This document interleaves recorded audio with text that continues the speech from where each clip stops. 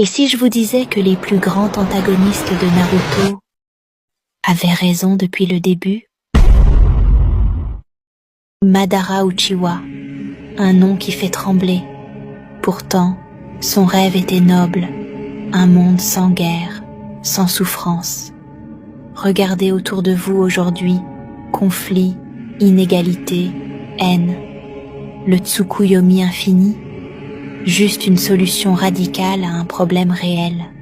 Son erreur n'était pas son diagnostic, mais son remède. Car imposer la paix, c'est encore une forme de violence. Mais posez-vous cette question. Notre monde libre est-il vraiment plus juste ou juste différemment cruel? Pain, lui, croyait que la souffrance était le seul langage universel. Après avoir tout perdu, qui pourrait lui donner tort? Même Obito, devenu monstre par amour. Ces méchants ne sont pas nés cruels. Ils ont été brisés par un monde qui refuse de changer.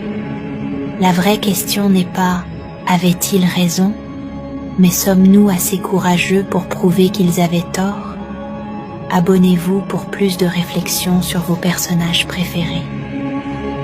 Écoute-moi bien et retiens ce que je vais te dire. Tu te souviens certainement qu'autrefois, tous les villageois te haïssaient. Aujourd'hui, ils te considèrent comme l'un des leurs. C'est parce que tout à ton désir de gagner leur reconnaissance, tu as su te mettre à leur place. Si j'en suis là, c'est grâce à tout le monde. C'est ce que tu as dit un jour. Si maintenant que tu es fort, tu oublies les autres, si tu deviens arrogant et que tu te focalises sur toi et toi seul, tôt ou tard, tu finiras comme Madara. Tu peux devenir encore plus fort, plus que quiconque ne l'a jamais été. Mais ne porte pas tous les fardeaux ou tu échoueras. Tu dois voir la réalité en face. Les choses ne se déroulent pas toujours comme on le voudrait. Plus on vieillit et plus on prend conscience d'une chose. Quoi qu'on t'ait raconté, la vie sur cette terre est souvent synonyme de douleur, de souffrance et de vacuité. Et ça, tu peux rien y faire. Il délire, le vieux. Écoute bien. Tu es persuadé d'agir pour la bonne cause, mais sache que toute la lumière comporte une part d'ombre. Il n'y a pas d'exception à la règle. Tant qu'il existera des vainqueurs, il existera des vaincus. Je vais t'apprendre quelque chose, Itachi. Certaines espèces de requins sont ovovipares. Ça signifie que les œufs éclosent à l'intérieur des entrailles de la femelle qui met bas ensuite.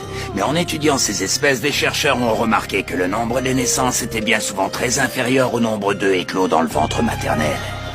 Sais-tu pourquoi?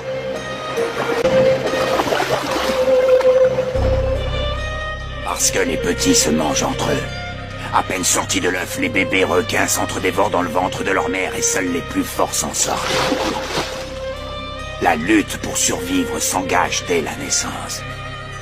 Dans ce monde, c'est chacun pour soi.